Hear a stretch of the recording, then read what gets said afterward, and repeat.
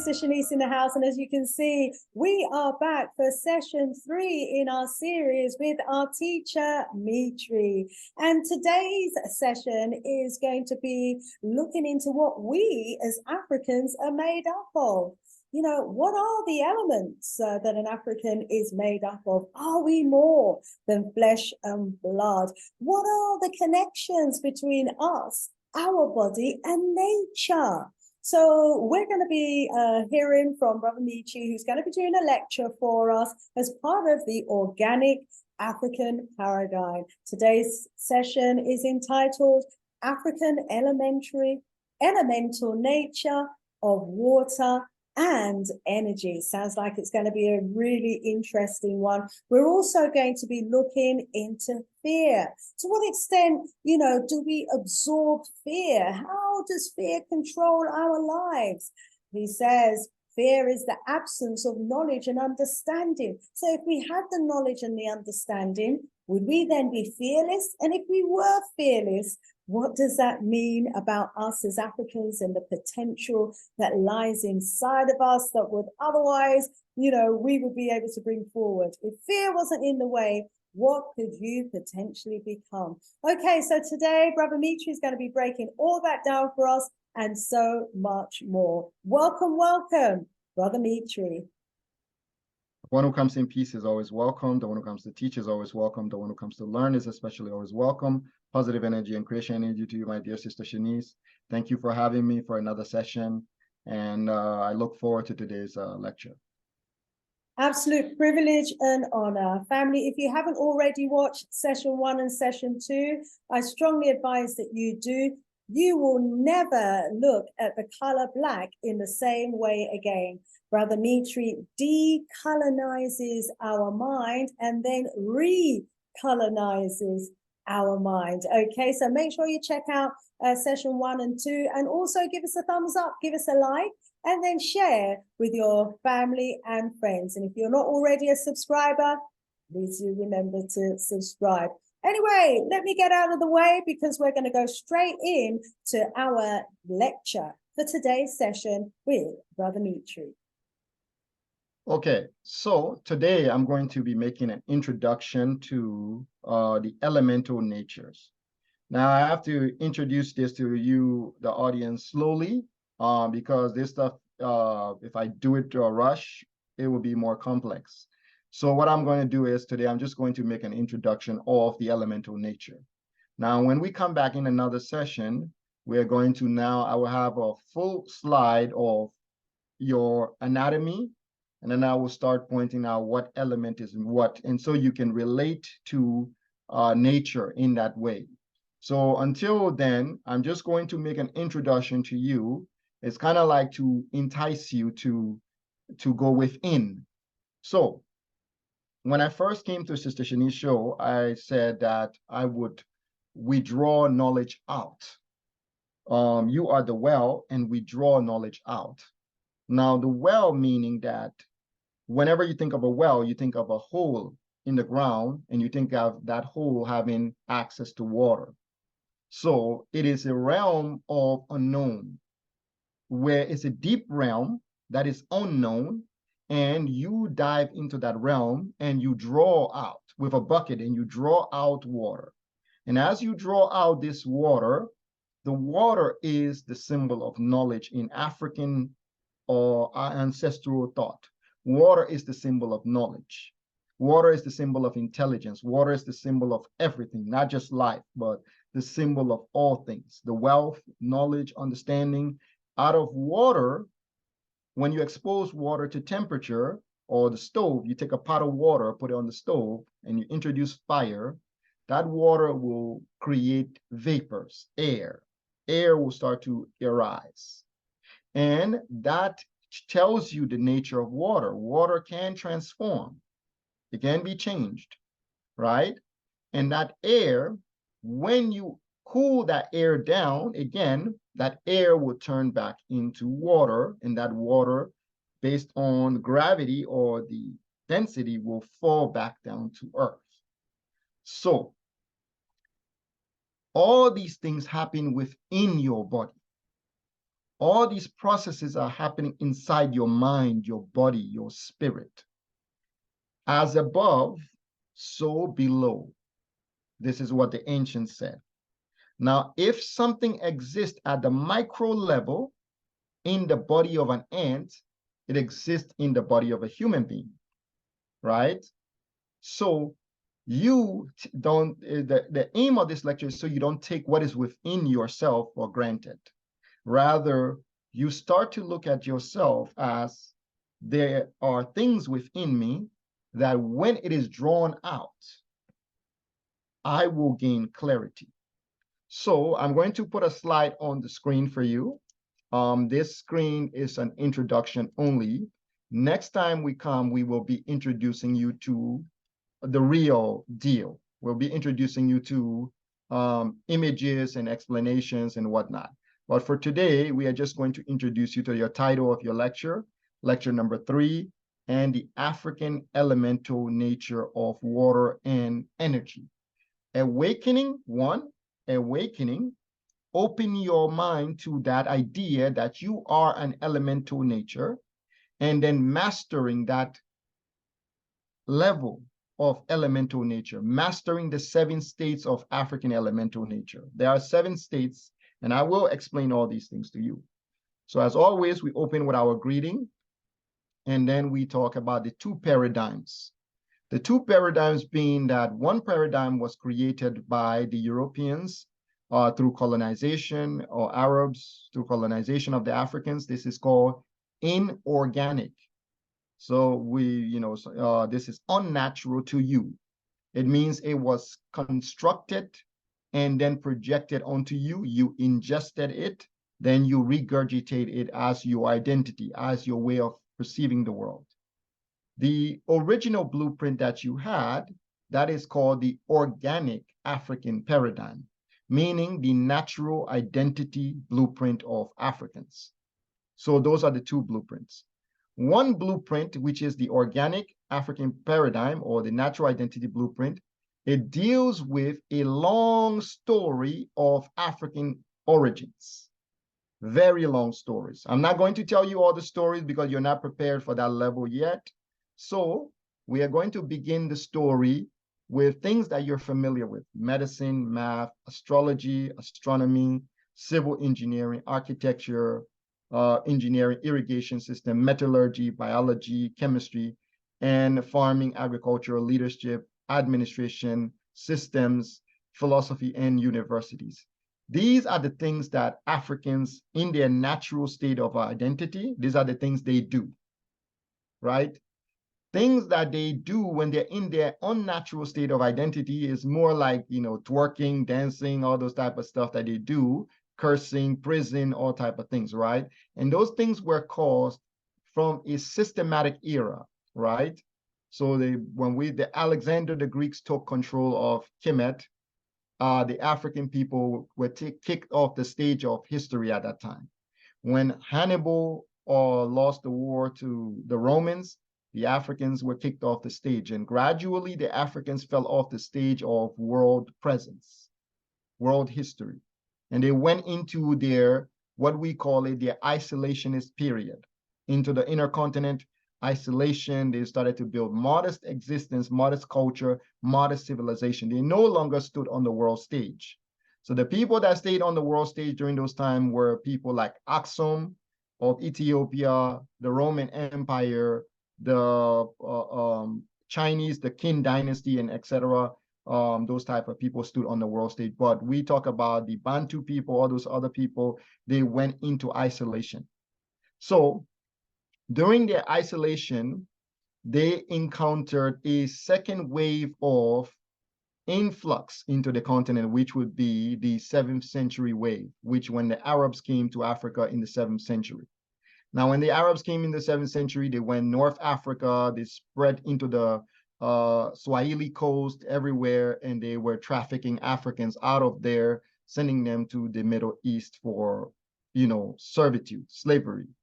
And gradually, the Arab enslavement of the African continent caused the decline of Africans being pushed into Iraq, leading to the Denge Revolution, leading to Africans being shipped to Pakistan, Turkey, and what we call India to go fight in the Sultan Wars. To the degree which Africans become emperors, like Amba, Malik, those type of people, they come up and they become emperor in southern India. An Ethiopian slave taking into slavery becomes an emperor in India, southern India later on. So these are the type of chapters of the inorganic stories. Portuguese introduced to the continent, missionaries introduced to the continent, the Dutch invasions into the continent, the slave trade, transatlantic slave trade, the colonialism of Berlin Conference after Berlin Conference is initiated. Then after that, the new genocide war where they start now fighting with the bankings, the vaccines, all those type of stuff. And now Africans get independence, and that out of that independence, we get a democracy. And now we complain of greed and corruption in that democracy. We are faced with challenges, obstacles, civil war sometimes, conflict zones in African, poverty, an unending poverty that we cannot seem to escape, and assassinations of those who stand on stages and declare some sort of liberation, assassination. And the final stage of this inorganic paradigm is when terrorism and the new wave of diseases are being introduced. So we have two choices right here, simple as this. One road leads to all these other things. The other road leads to all these other things. Organic African paradigm leads you to all these other things on the left hand, and the inorganic paradigm, if you so choose, lead you down all these other paths. It's your choice. You're not being forced to take it. You're just being given an option to choose which one you would prefer. So if you say you prefer the ancestral path, then, well, then you have to follow me onto the ancestral path. So I'll make an introduction to you. Fear is the absence of knowledge and understanding. What does this mean? Fear is the absence of knowledge and understanding. The reason we all feel fear, right? Some of us are afraid that we are not going to have enough money to pay our rent. Some of us are afraid of the dark at night. Some of us are afraid of the hellfire, the pit of fire being burning in a fire for all eternity. Some of us are afraid of guns. Some of us are afraid of knives. Some of us are afraid of bullies, stronger people. Some of us are afraid of many things. Fear exists. Every fear that exists in this universe exists because an absence of knowledge is in the body. When you feel any fear, it is simply because there is an absence of knowledge, one, and an absence of understanding, mastery of that knowledge. So, African people, wherever you might be feeling, whatever fear you're dealing with, this fear is due to an absence of knowledge. For example, if you had a bank account of $200 or $1 million, would you fear your rent being due? Sister Shanice, would you fear your rent being due? No. Would you fear poverty ever again? Absolutely not. Would you fear not having a lawyer to defend you in court? Not at all. You fear not having your car breaking down? No. You would lose a lot of fears. A lot of the things that you fear because you don't have money, all those things would disappear because you have acquired a means of understanding, a knowledge. There's this knowledge that, oh, my bank account is ripe.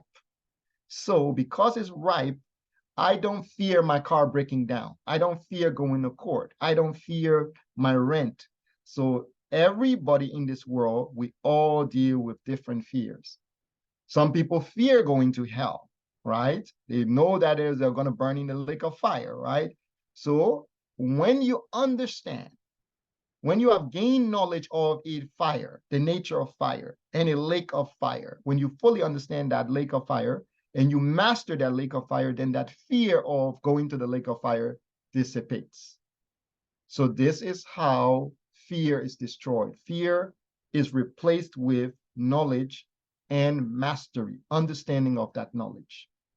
So for the knowledge in the organic African paradigm, remember I gave you two pathways. One pathway is organic African paradigm, another is the inorganic paradigm. So for the knowledge that is in the organic African paradigm pathway, this unlimited pathway called the organic African paradigm, for that knowledge to become power, you've heard people say knowledge is power, but they don't tell you how knowledge becomes power. They just say knowledge is power, knowledge is power. And you, as an ordinary person, you believe knowledge is power, but for knowledge to become power, it must be applied in practicality. One, practicality is the first. Two, at the right time. Three, in the right place. Four, amongst the right people. Five, through practice, patience, with great persistence, with great perception, and then that power ignites. So people tell you how to, knowledge is power, but they never tell you how that knowledge is made into power. In organic African paradigm, you are taught how knowledge is power. It must be applied practically. That means it must be done. You must do it through practice. It must be done at the right time, meaning that you must do it now. Now, the time that you are told to do it, you must do it then. You must not say, oh, I'll do it when I'm ready. I'll do it when when I feel like it. Oh, do it when this is. You must not think like that. You must do it now when you are taught it. Do it then. So that's the right time, in the right place, meaning that you cannot go amongst your enemies and proclaim yourself to do this or and then you are going to get power, right? Because that place where your enemies are, they will take away your power. They will sabotage you. So that's not the right place. So you don't go on a public stage and tell them, oh, we're going to get power, we're going to do this, we'll do that, right? Because what? That's not the right place. That's not the right place. The right place would be in a company of your own people, in secret, in your own environment, without people being able to thwart your efforts. That's the right place. And amongst the right people, people who are like-minded, ready, willing to do the same amount of work as you, without people who are ready to trust, people who are ready to have a truth, people who are ready to have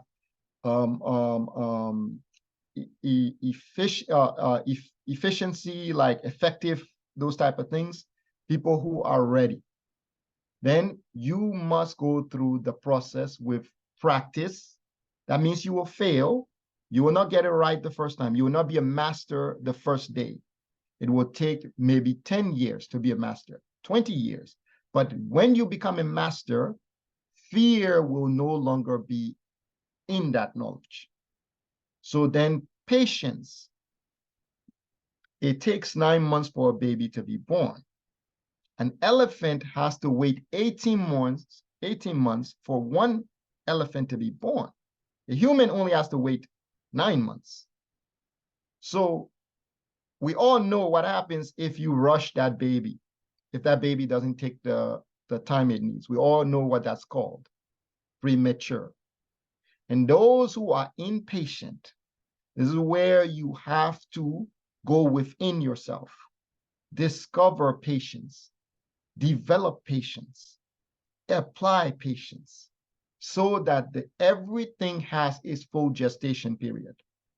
Everything we do must have a gestation period, and we must allow that gestation period to occur without being impatient, without rushing the gestation period. So practice patience and persistence. Great persistence. That means people want to give up. People want to try the first try. When they fail, they give up. People want to give up. They love giving up. They need any excuse. The European did this, so we can do this. The European they kill our heroes, so we can do this. With great persistence comes the perception, mastery of perception. Because it is only through your persistence that you know how to deal with their tactics. They kill one hero, you adapt, you learn, and then you do it this time, you don't make the same mistake, right? That is called perception. So every time you exert persistence, you gain perception, perception, perception. And the greater your persistence, the greater your perception. And then you end up with something called power. At last, power, people say light, sun, illumination. That is when you end up with power. Unless you go through all these processes, knowledge cannot become power, ever. You will have knowledge, but that knowledge will just collect dust. It will rot. Am I clear? All right, so there are different pathways to power. There are different types of power. Some power, you out there, you will never attain that power because the knowledge may not be practical today, right? Or the knowledge will not come to you right now. It will take time for that knowledge to come to you.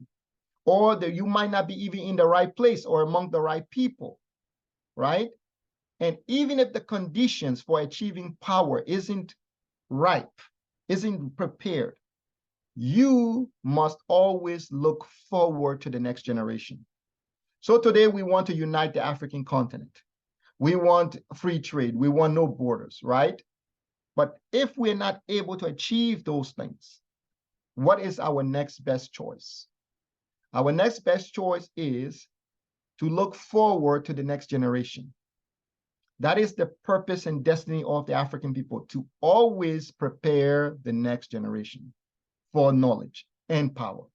That is all you should do. You might not inherit power. You might not inherit freedom, but teach the next generation how to be free. Teach the next generation how to be healed, right? You might be broken, but teach them how to be repaired.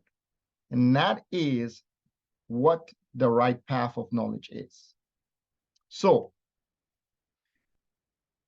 you have to give the next generation the knowledge of either the inorganic paradigm or the organic paradigm. It's your choice. I'm not going to tell you what to do. It's your choice. But you have to give it to them at the right place, which is now. This is the place where we are teaching, and it is in the right time. Now is the time where I'm teaching you, right? And you have to teach the people how to lay the foundation. How are we going to lay the foundation? And this is what the organic African paradigm will teach you.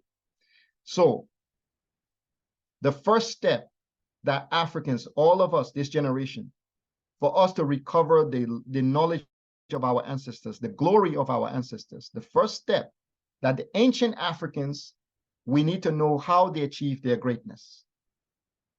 What state of mind were they in that caused them to naturally excel at greatness? So the ancient Africans built upon their greatness to attain their own greatness. So there was no example in the world for them to build civilization. Nobody was there. There was no something like they had to invent civilization out of thin air. So the first step each individual Africans do is, if you're a leader or ordinary African or whoever you are, what kind of power do you want? So that's the first question. Our ancestors asked themselves, what kind of power do we want? What kind of practical knowledge is required to establish this power? That's the second question they asked themselves. What kind of patience do they, what kind of practice and what kind of persistent knowledge and understanding is required for them to acquire their power? So they didn't just acquire their power like that. They asked themselves, what kind of patience do we need? What kind of practice do we need? What kind of persistent knowledge and what kind of understanding, mastery will we need to acquire the power we desire? And that was how the ancient Africans began their path to empower themselves. They didn't empower themselves through, just like that. They know what kind of power they want. So right now, this generation, we don't know what kind of power we want. We want economical power. We want political power. Then we say we want economical power first, because then we say we want political powers first. Then we say we want this power or that power. We don't know what power we want. When you pick the power you want, that is the power that's going to create all the other powers. It is the initiator power. So the Africans, this generation, will have to destroy their fears first. You will have to learn how to destroy your fear for you to walk on a pathway that is unlimited. And for you to be empowered, fear has to die. All Africans out there, your fear has to die. You will have to overcome the deep fears that you feel, and you will have to overcome your unwillingness, because people are unwilling. And you will have to overcome your inertia. That means motionlessness, your inability to do things. You have to overcome all those things. Your fear of doing things, your unwillingness of doing things, you will have to overcome those fears. The great fear, the fear of greatness. Some of us fear greatness. We are afraid of being too great, or we are afraid of the work that it will require for us to become too great. The sacrifice we would need to make to become too great, we fear that. Though those fears hinder us, they're like a stop sign. They're like a roadblock. They stop us from moving. So, honest, be patient, practical work, hard work, fear of hard work, fear of honest work, fear of patient work, fear of persistent work. All these things exist. But you cannot achieve the things that you want without overcoming this. Our ancestors had to overcome this stuff. They had to overcome their fear of lions. They had to overcome their fear of cold. They had to overcome their fear of volcanoes. They had to overcome their fear of snakes. Otherwise, they would have never found cures, etc. So, when we go into the elemental nature, we will learn that fear makes our five senses dull. It makes our legs weak. It makes our hands energyless. Fear makes us cold, frozen, and motionless. It makes us inert inside our spirit, like frozen water. You take water, you put it out in a cold winter, the water freezes. That is called fear. When water freezes and water becomes useless, motionless, that is fear. So fear caused us Africans to feel lost. Fear caused us to feel low. Fear caused us, our self-esteem, to be low. Our esteem of our image, how we look, fear caused us to run from our image, reject our image, right? Fear caused our sound to become distorted, negative music. The music becomes evil. Then fear caused our daily, the things we write, the things we post, those things becomes, because of the powerlessness we feel. So all this stuff is born out of fear. All our combined fear as Africans is due to only the fear or the absence of knowledge and understanding. And our true potential lies within our elemental nature. So this lecture will teach you to recover the elemental natures of the African people, and you will use the 7 basic energies: water, thermal energy, nuclear energy, electrical energy, chemical energy, sound energy, radiation energy, in that order. These energies are found within the earth, so these energies are found within you. Your saliva is made of water. Your brain, cerebrospinal fluid, is made of water. Your thermal, your body needs heat. Your blood is warm. Your breath is warm. That is thermal energy. Nuclear energy is the fusion of energy, the chemical reaction of energy in your body. You feel emotions, you feel anger, you feel depressed. All these are energies in a nuclear fusion. If you feel joy, energy in a nuclear fusion. Electrical energy, the energy of movement. I can move my hand really fast. That means I can transfer electricity from my muscles really fast. And chemical energy is the balance of our emotions. People say African people are emotional people. They are not logical people. They are more emotional people. They do more emotions. And we do practice a lot of emotionalism. And because the reason we practice a lot of emotionalism is because of chemical imbalances that you, as the architect of your body, have to meditate, cause the chemicals to stop flowing.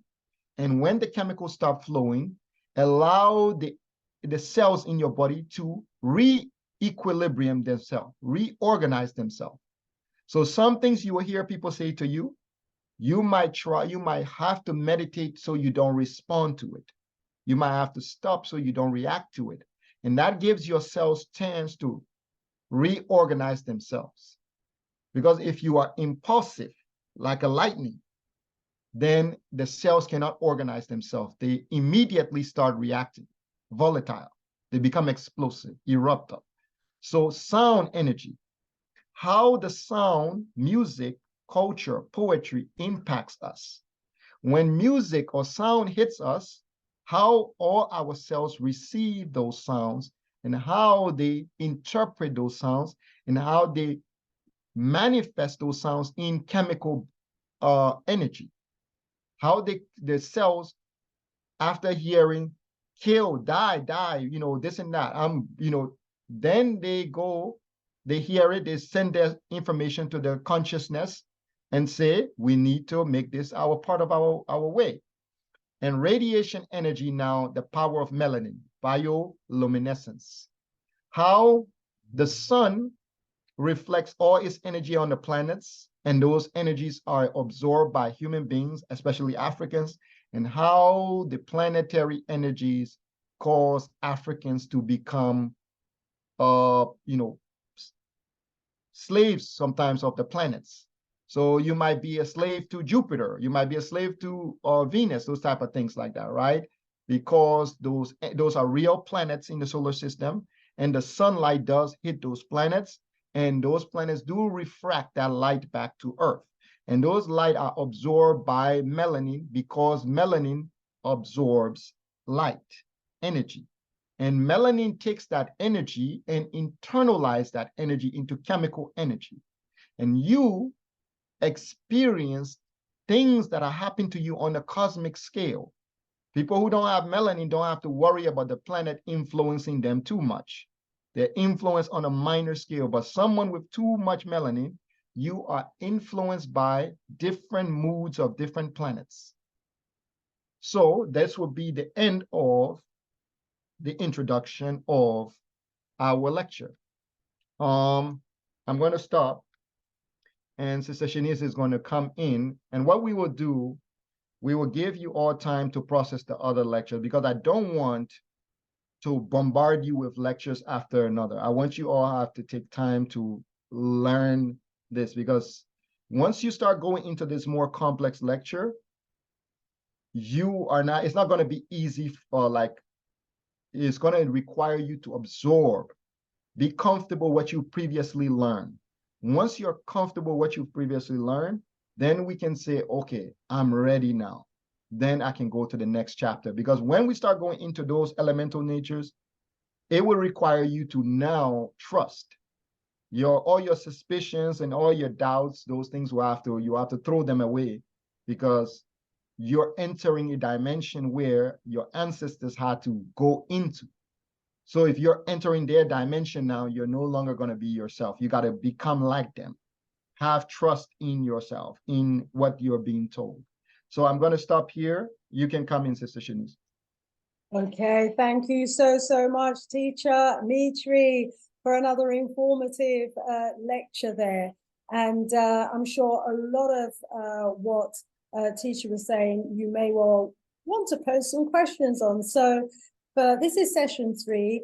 I would suggest that at the beginning of session 4, we deal with your questions from session 1, from the previous sessions. So do get in the habit of putting your questions in the description under the video, and then we'll get into the habit of pulling out some of those questions, putting your questions to Teacher Mitree so that he can address your question and make an appropriate response. And so today was another interesting lecture. It's just the introduction, as he was saying, into the elements that make us up as Africans. And I already know, because he was sharing me, that we have a greater connection between our bodies and nature than, you know, we're going to learn, than we'd ordinarily learn about in the mainstream. So we're going to be learning about all of the different elements in nature and in our bodies. So, you know, we've started the awakening. I certainly hope that, you know, you're all excited to learn more. And I think most of us, we know that fear can cripple us, don't we? We know that fear can get in the way of our progress. We know that, you know, we have to be able to overcome fear. We have to learn how to do it, don't we? But what we've heard today is that without fear, with the absence of fear, and our ancestors didn't have fear, you know, but you know, absence of fear is us having the knowledge and having the understanding, you know, from an African paradigm perspective. So we need to become powerful, don't we, as a people? And so somehow we're going to have to regain that knowledge so that we can overcome the fear, because look at the great heights of our ancestors. Look what they accomplished, you know, because fear wasn't in the way. And even when we were on the slave plantations, you know, look what we were able to accomplish when we became fearless. And we decided that, you know, we'd rather die fighting than live a life as a slave. And so, wow. Okay. Now let's have a couple of questions, shall we, for our brother Mitree. So, brother Mitree, you talked about the 2 major paradigms, the organic one and the inorganic one. Now, I wonder if you could just, you know, briefly explain for us why having the organic paradigm is so important to us as Africans. The organic African paradigm gives you sovereignty. You choose your own destiny in the universe. You follow the destiny that your ancestors followed before you. You follow that road, whatever road they were traveling on, you know, whatever dimension they were going towards, you follow that path. The inorganic paradigm is you follow whatever direction this world is going into. So whoever controls this world, wherever they're leading this world, you follow that path. You know, you can either walk beside them towards wherever they're leading you, or you can help them build the world and lead it to where they're leading it. It's up to you. You go, but whoever's controlling this world, I don't know who it is, and I have no idea, but I would tell you, whoever's leading this world, they have a destination for everybody. So they're taking you to that destination, and that destination doesn't come from you, it's coming from someone else. So that's the 2 paths. You follow one path, they take you to their destination, whoever it is controlling the world. You follow the organic African paradigm, it takes you to the path that is called the unlimited pathway. So the pathway without limitations, which was what our ancestors followed, a pathway without limitations. They had no limitations because they didn't fear, they didn't have fear. Fear was the absence of knowledge, and they were not absent knowledge. So because they were not absent knowledge, they didn't feel fear. So you follow their path, it takes you to the unlimited dimensions of the universe. Beyond, you follow the path of whoever you're following currently, they take you to their pathway. I don't know that pathway, but they will take you there. So that's the 2 pathways. Mm-hmm. Now, the knowledge that you speak of that we need to acquire in order to, 1, overcome fear, and secondly, so that we can get back into the path of our ancestors and be great again like they were. You know, how do we go about acquiring that knowledge? What, you know, what would you recommend? Certain books? Would you recommend, you know, what are your recommendations for us as a people, so that we're on the right track and the right pathway towards acquiring knowledge? You can read 1 million books, even 1 trillion books, and you will still not have sovereignty. You can still not have sovereignty. You can read 3 trillion books, and you can still not have sovereignty. The reason is because not books, right? What we call books, these things. Books give us ideas. They expose our mind to ideas, thoughts. They give us a perimeter to expand thoughts. That's what they do. They are not really like the world out there. They're not really the universe. No one can capture the universe and put the universe into a book. No one can capture the entire nature and put it into a book. They can give you ideas, and those ideas awaken your eyes and your minds and your senses.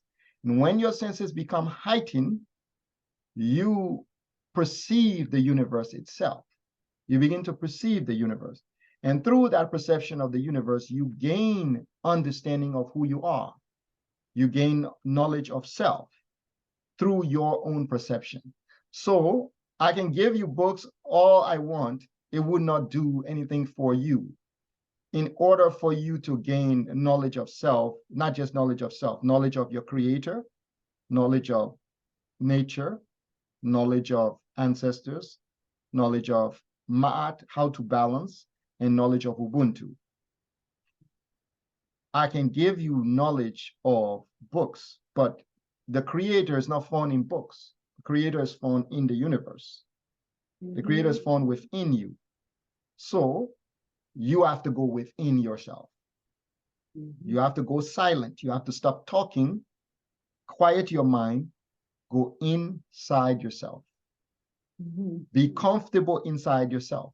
Accept yourself. Look at yourself and say, this is what I am. This is what I'm going to project to the world. You have to go through a lot of those things for you to gain true knowledge. That's the knowledge that other people are afraid you will have. That's why they give you education. That's why they make sure that you are educated, and they told you follow the script. They create a standard. They say, in order for you to think, in order for you to understand nature, even if you saw the rain outside, you must prove the rain beyond a shadow of a doubt.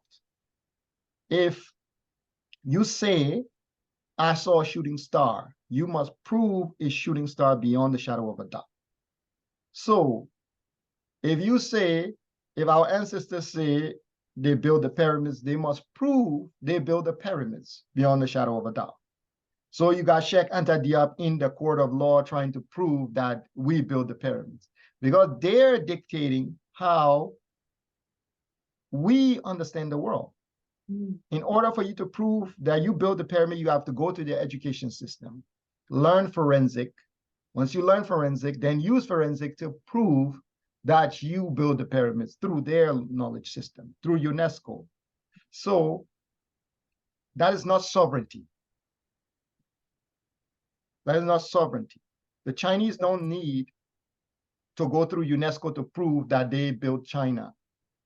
The Chinese don't need that. They don't care. They don't care what you think. They believe in dragons. They believe in, things, like they don't care what you think. The Japanese people believe in things. They don't care what anyone thinks. What they do is they take the technology, they take the modern concepts, and they take their culture and put it on top of it. Done.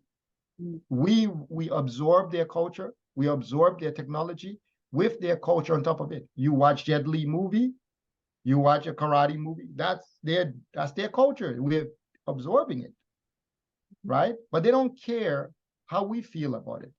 And I suppose that's where we need to get to as Africans now. We need to stop fearing what people think about our culture. We have some beautiful, hundreds, possibly thousands of beautiful different cultures, different languages, you know, as a people.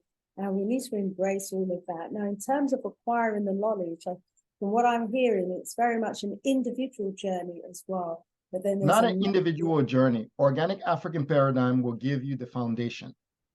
You will learn the foundation here. You will learn a foundation that is going to open your mind. The only way to learn is through willingness. There are two powers that we all human beings have: willingness and willpower. Willpower is your sovereignty, is what, you know, the size of your will, the strength of your will is how you assert yourself into the world. If you have a weak willpower, people walk all over you. If you have a strong willpower, you assert yourself. And your willpower is felt by people like a gravity on them because you are strong. Then so you have willingness. Place where everybody is strong, so that we can move forward as a collective. Yeah. So willingness is the second power that you have. Willingness is to become like water, to become like a child, to be soft instead of hard, to be open instead of closed, to be your hand out instead of your hand closed. Willingness is that openness, that ability to flow. Like if you pour water, water will just flow, right? Water does it, nothing, it will just keep going. That is what willingness is, your ability to absorb, to learn. A lot of people don't possess willingness because they have fear. Fear is the sword, the wall that stops willingness from going forward. Because fear tells you, this is dangerous. This is dangerous. You know, this person is trying to change me. This person is trying to condition me. This person is trying to brainwash me. So fear is telling you that. And then your willingness is held, is restricted. So because your willingness is restricted, it requires someone you like. So that means that the person, you have to have affinity for the person first, for the person to cause your willingness to come up or blossom. So that means the person might not directly like me, right? I might be teaching them something they might not like to hear from me because they don't have affinity for me. But all it would take is the right person that they like. So let's say if Jay-Z was saying the same thing that I was saying, or Beyonce, they would say, oh, I love Beyonce, you know, so they would start to listen. So so that's how willingness works. It's an energy that we tend to use it for people we have affinity for or loyalty to. If we don't have loyalty for you or affinity for you, we don't show willingness. But that's the only way you can learn in the universe. Without willingness, you cannot learn. Thank you so much, Teacher Mitree. But it's been another interesting lecture. And so, family, you know what you need to do now. Start working towards overcoming fear. Acquire the knowledge so that you can become fearless. We want to thank Teacher Mitree for his presentation, his lecture today. Certainly hope that you got a lot from it. If you've got questions to ask, please put your questions in the chat. And check out my book there as well, the remarkable accomplishments of us as Africans, okay, during ancient civilization. It's available on Amazon. Check out the series. Don't miss any of them. Sister Shanice and Brother Mitree out here for now. More love, more strength, more voodoo power. Bye for now.